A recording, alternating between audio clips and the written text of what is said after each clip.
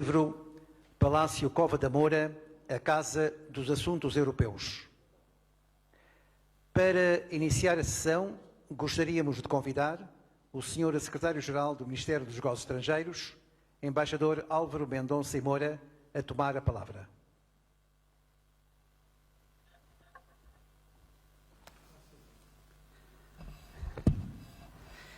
Sr. Ministro, Srs. Secretários de Estado, muito boa tarde. Boa tarde a todos. Em primeiro lugar, deixem-me felicitar a Sra. Secretária de Estado pela ideia desta cerimónia de apresentação do livro e pela elaboração do livro e, obviamente, uma palavra de agradecimento ao Sr. Ministro por estar aqui no lançamento do mesmo. Duas muito breves palavras. Este livro tem um significado muito especial porque ele vem completar aquilo que faltava na unidade deste Ministério. Nós já tínhamos um livro sobre o Palácio das Necessidades, faltava algo de semelhante em relação à outra perna do Ministério, ao Palácio da Cova da Moura. E o que é importante aqui é verificarmos que este Ministério conseguiu, a partir de meados dos anos 70, expandir a noção de casa, de forma a englobar também o Palácio da Cova da Moura, no duplo sentido físico, tudo isto pertence ao mesmo Ministério, mas no sentido também de ser parte da casa, da forma como nós nos referimos ao Ministério, ou seja, o conjunto dos funcionários, o espírito do Ministério. E isto não era uma evidência, nem tinha necessariamente que ser assim. Podíamos ter percorrido outros caminhos, aliás, há países que percorreram outros caminhos, nós percorremos este caminho, mas fomos efetivamente capazes de incorporar no seio da casa e no seio do Ministério, não só o novo edifício, que agora é retratado neste livro, mas o espírito da casa. E deixem-me aqui dar uma palavra muito especial de agradecimento a uma pleiade magnífica de técnicos superiores que são tão parte da casa como o conjunto dos diplomatas, mas isto também não era assim nos anos 70 do século passado. E, portanto, é esta pleiade de técnicos superiores que eu quero deixar aqui o meu agradecimento por fazerem hoje tão parte da casa exatamente como qualquer diplomata. E isto também é um sucesso do conjunto do Ministério dos Negócios Estrangeiros e o conjunto somos todos nós. Faltava, portanto, o testemunho escrito. Para testemunho escrito, ninguém melhor do que o embaixador Manel Corte Real. E eu quero deixar, meu caro Manel, um agradecimento muito, muito especial ao trabalho que tens feito e que fizeste há muito tempo no outro livro magnífico, que tanta falta me fez muitas vezes não ter mais exemplares para oferecer quando era embaixador em posto, mas agora temos este que tu quiseste, tu te disponibilizaste para elaborar também e por isso te agradeço muito. Ficamos com mais uma ferramenta de trabalho para os nossos embaixadores. O meu sincero agradecimento, Manel. Muito obrigado a todos pela vossa presença. Muito obrigado.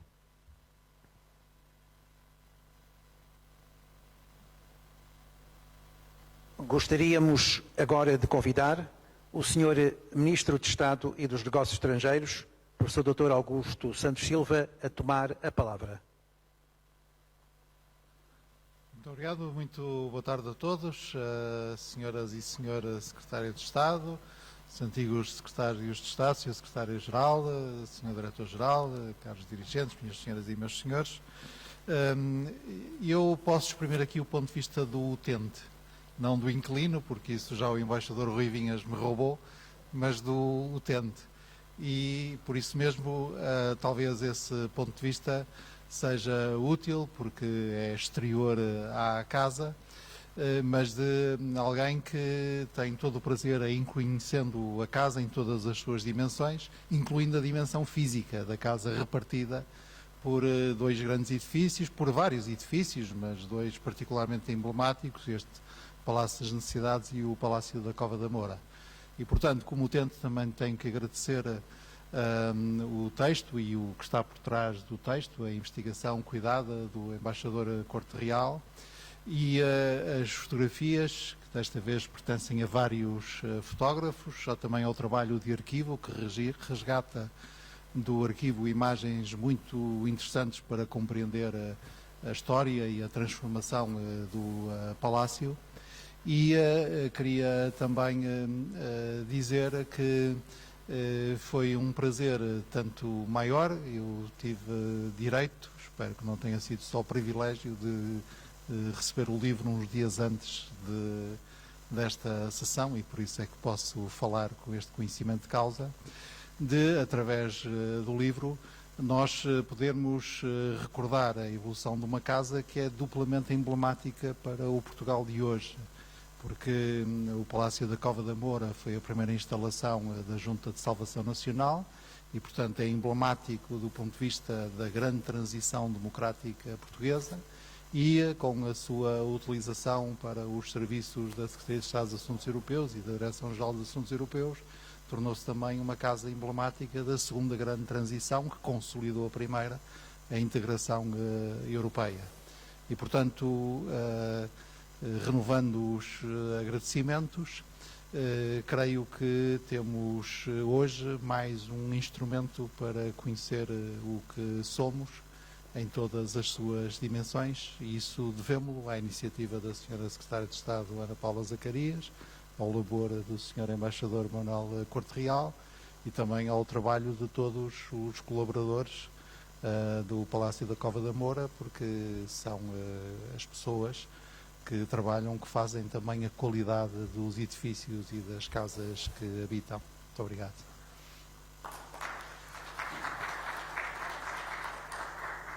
Para a terceira intervenção desta tarde, contamos com a presença do Sr. Embaixador Manuel Corte Real, autor do capítulo do livro sobre a história do Palácio da Cova da Moura.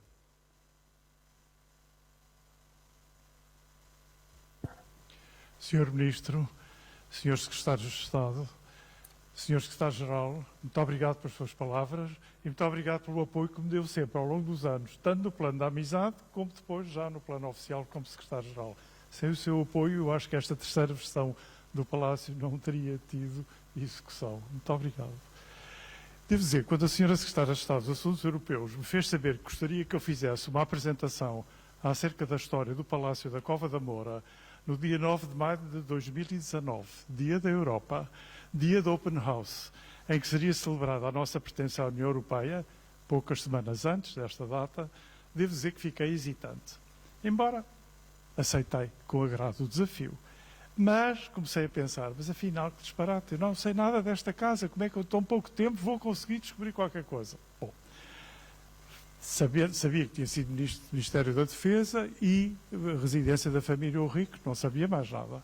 Mas valha-me o Arquivo Municipal. E com o Dr. Diogo Lemos, ali presente, lá fomos os dois para o Arquivo Municipal e esperávamos 2 grossos volumes de arquivo, onde encontramos todos os pedidos de obras dirigidos à Câmara para alteração. Portanto, com o estudo destes processos e com o estudo dos mapas e plantas de Lisboa, de épocas diferentes, fomos conseguindo estabelecer alguns dados sobre esta residência e também sobre esta zona da cidade, que é muito interessante, porque era uma zona completamente rural quando se construiu este palácio. Mas depois, com a construção já existente, desde o final do século XVI, do Forte da Cova da Moura e este palácio, a zona que ficava entre os dois, digamos, entalada, pareceu uma zona de segurança para ser uma zona residencial. E começamos a ver pequeninas construções a ocuparem esses espaços que antes eram espaços rurais, com pomares, com hortas, como se vê nas plantas. E essas pequeninas residências ainda hoje existem, a maior parte delas, ainda vemos pequenas casas por aqui. Depois foi atraído cada vez mais população e mais gente, foi uma zona povoada. Lembrando, depois de pedir à minha amiga Filipa Ulrich, que infelizmente não está aqui hoje, se não tinha fotografias do tempo que era a residência dos avós dela. E claro que ela tinha um álbum fantástico com os interiores da casa e também os elementos da atribuição do Prémio Valmor à casa.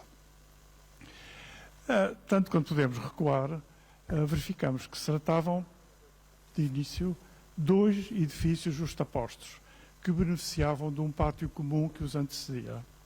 Assim, era a residência de António Serpa Pimentel, licenciado em Paris em Engenharia de Pontes e Calçadas, e que, de Ministro das Obras Públicas, foi traçando uma carreira política, abraçando sucessivamente várias pastas, como a da guerra ou dos negócios estrangeiros, e que o levaria à chefia do Partido Regenerador e à presidência do governo como Primeiro-Ministro. Após a sua morte, a casa foi vendida e o Dr. João Ulrich adquiriu-a em 1903.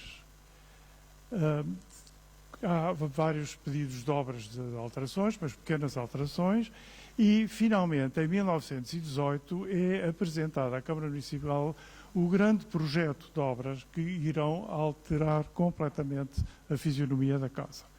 O projeto é da autoria do arquiteto Juliano Marques, que é um dos melhores do seu tempo, e com presença lisboeta, porque ele tinha sido encarregue de reconstruir, refazer o Teatro São Luís, tal como se encontra hoje em dia. O projeto ainda é dele e está intocado no Chiado.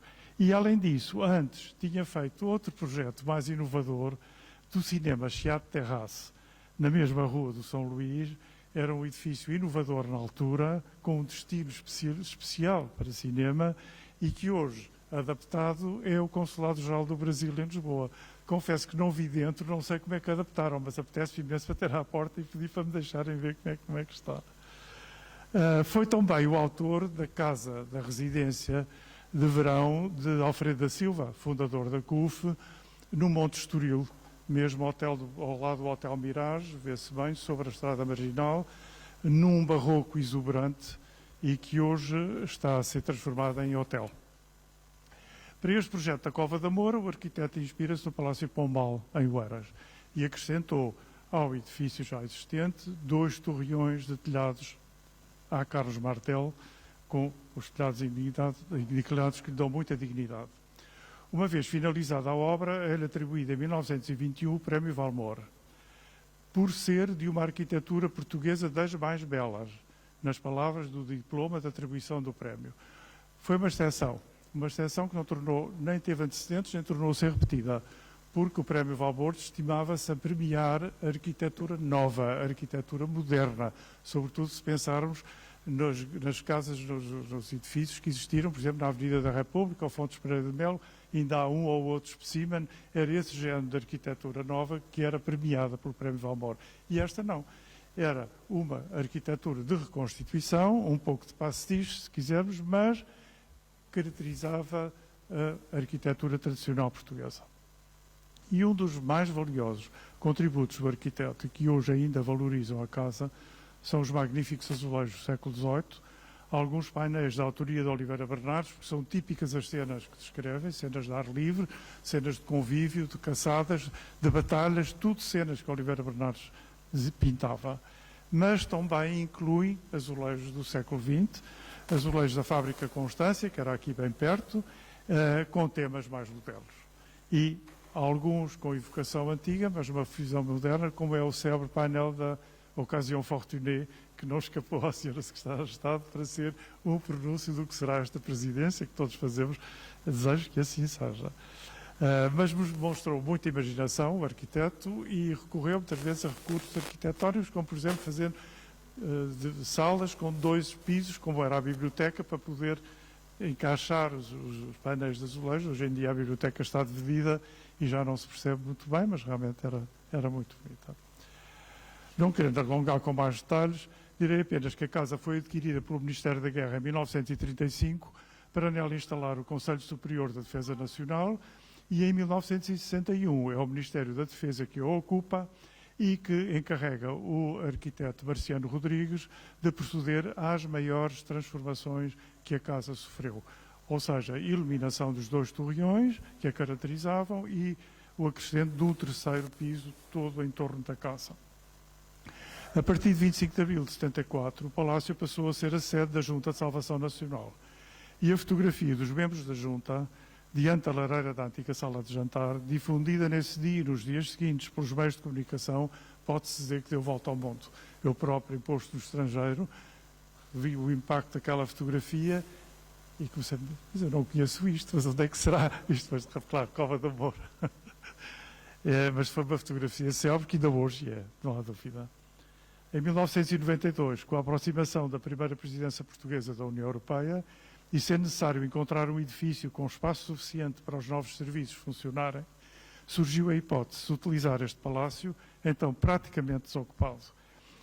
E sobre o projeto de alteração do arquiteto António Latino Tavares, assim se transformou na sede da Secretaria de Estado dos Assuntos Europeus até ao dia de hoje. Obrigado.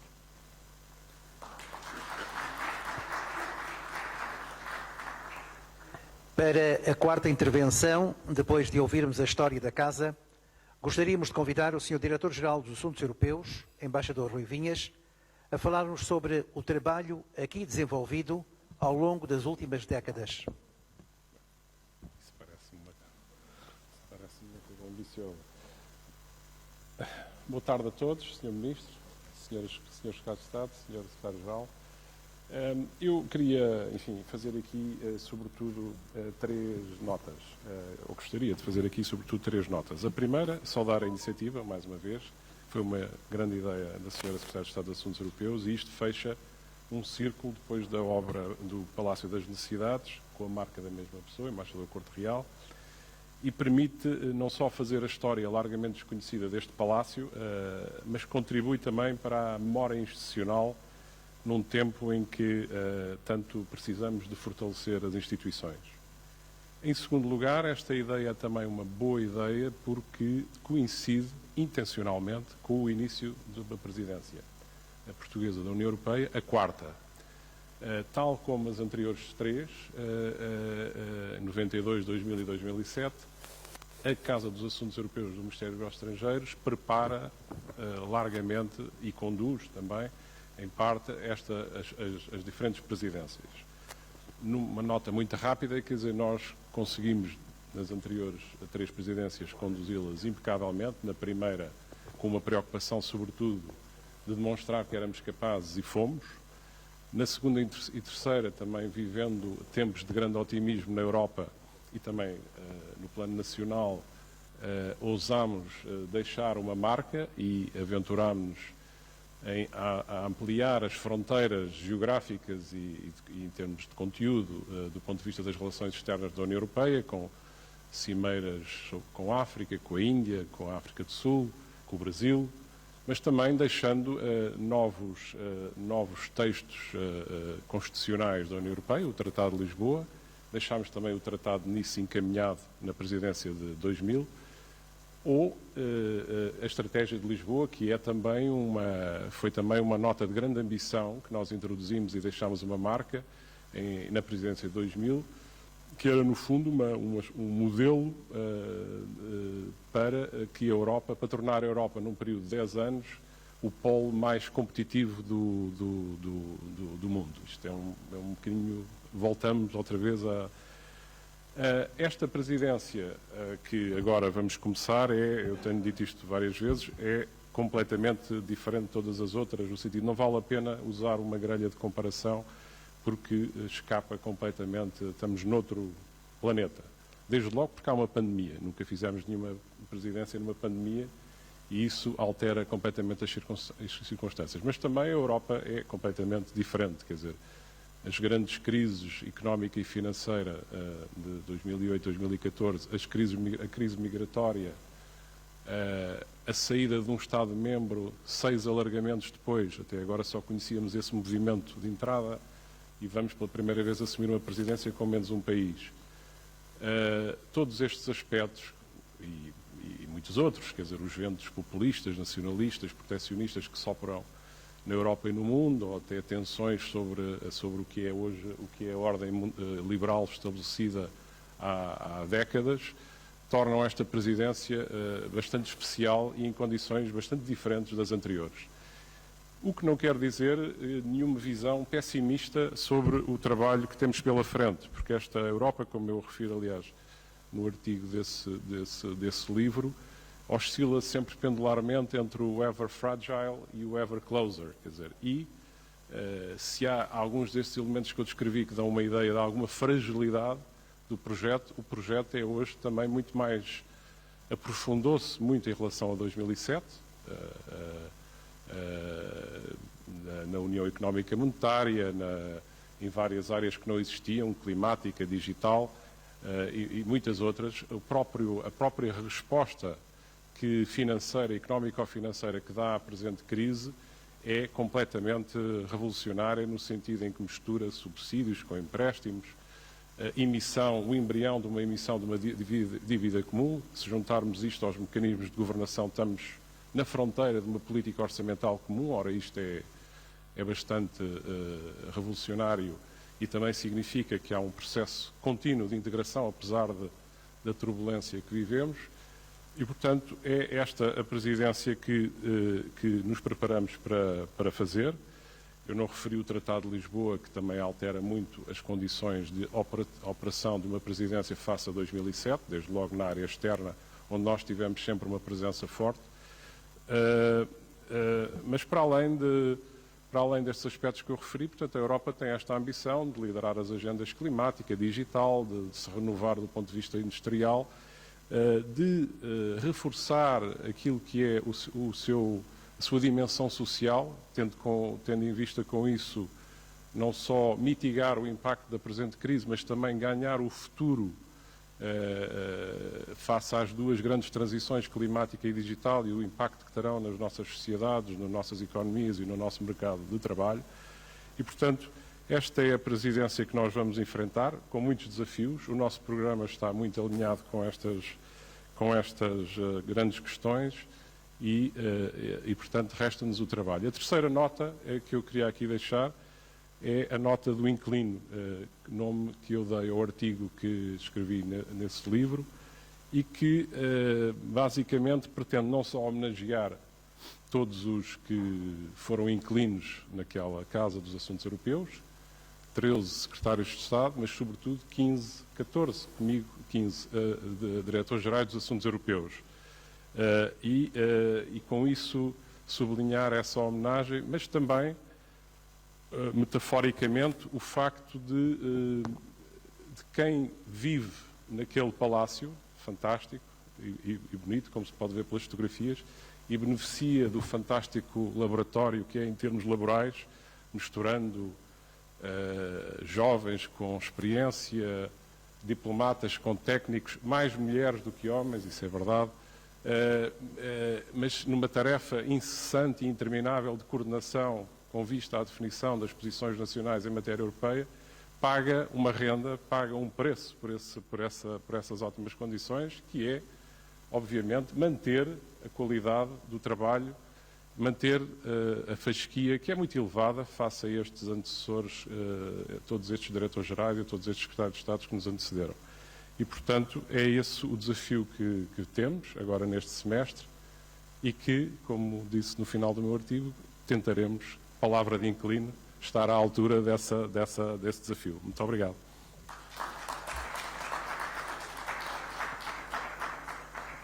Convidamos agora a Senhora Secretária de Estado dos Assuntos Europeus, Ana Paula Zacarias, a encerrar a sessão.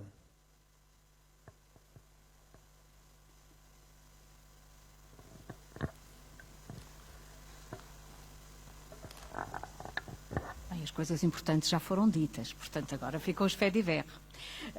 Senhor Ministro, Senhores Secretários de Estado, Senhores Ex-Secretários de Estado, que temos o prazer de ter hoje aqui connosco, Senhores Diretores-Gerais, caríssimos Senhor Secretário-Geral, Embaixador Corte Real, caríssimos colegas e amigos. Como o Sr. Embaixador referiu, esta ideia do livro nasceu de um Dia da Europa. Nós queríamos comemorar o dia 9 de maio de 2019 de uma forma diferente. Queríamos fazer um Open Day. E a ideia nasceu da experiência que tínhamos tido com os diálogos com os cidadãos. A ideia era trazer gente ao Palácio da Cova da Moura, abri-lo aos cidadãos, mostrar o sítio onde se trabalha sobre os assuntos europeus. E, portanto, dar aos assuntos europeus um rosto, dar uma cara, dar uma casa aos assuntos europeus. A casa existia, mas estava muito degradada. Havia bastantes manchas de umidade por todo o lado, algumas infiltrações, a pintura estava em mau estado e pouco ou nada sabíamos da sua história, para além daquela fotografia famosa da Junta de Salvação Nacional que lá estava em cima de um armário cheio de poeira. E, assim, por causa deste evento, lembrámo-nos de abordar o embaixador Corte Real, pedir-lhes que, com a sua autoridade na história, no património do Palácio das Necessidades, a sua indiscutível sabedoria sobre estas matérias, que nos ajudasse nesta investigação. E aos poucos fomos descobrindo pormenores, e foi uma descoberta muito interessante. Todos os dias sabíamos uma coisa nova, e agora vieram as fotografias da família Ulrich, e agora sabemos mais coisas, e agora vimos uma planta extraordinária que dava conta de uma grande vinha por aquela encosta abaixo. E, à medida que isto se foi construindo, tivemos um outro momento histórico. Como dizia o Sr. Ministro, houve ali um momento histórico da Junta de Salvação Nacional, perante aquela, com aquela lareira atrás. Houve um momento histórico em que os serviços europeus, a Secretaria de Estado, a Direção-Geral se mudou para aquele edifício, e houve outro momento histórico que ficará, que foi a primeira videoconferência de chefes de Estado e de Governo que aconteceu ali naquela sala. Coisa inédita no meio e que marca o início desta pandemia. Mas a ideia de fazer então um livro com estes elementos. Mas, como eu digo, a casa não estava em muito boas condições. Mas aí apareceu uma outra coisa que foi fantástica, foi a possibilidade de realizar obras de recuperação. E eu quero deixar aqui o meu agradecimento profundo ao Sr. Ministro, ao Sr. Secretário-Geral, ao nosso DGA, à equipa que organizou e concretizou aquelas obras de recuperação com um enorme profissionalismo. Conseguiram fazer a recuperação do edifício em tempo de começarmos a presidência, e há uma pessoa que eu não posso deixar de mencionar, o engenheiro Gonçalo Rocha, que nos ajudou a que tudo aquilo estivesse feito em tempo e, portanto, com a cara lavada, nós pudemos fazer umas novas fotografias, umas fotografias bonitas para pôr no livro, e estávamos assim em condições de produzir o livro sob o palacete da Cova da Moura. Escolhemos 3 momentos emblemáticos para também testemunhar no livro, que foram as nossas 3 presidências anteriores, e que eu pedi ao embaixador Rui Vinhas que aqui referisse, e que o fez com palavras de grande acerto, e acho que pedimos às pessoas que foram